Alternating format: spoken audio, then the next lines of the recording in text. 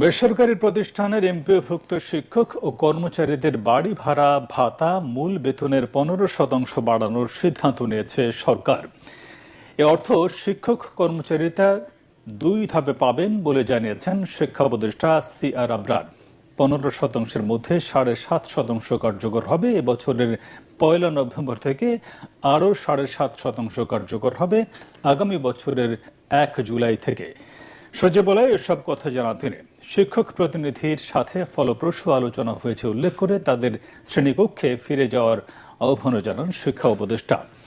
এ সময় সরকারের সিদ্ধান্ত মেনে আন্দোলন থেকে সরে আসার ঘোষণা দেন শিক্ষকদের প্রতিনিধি দেলোয়ার হোসেন আজিজি।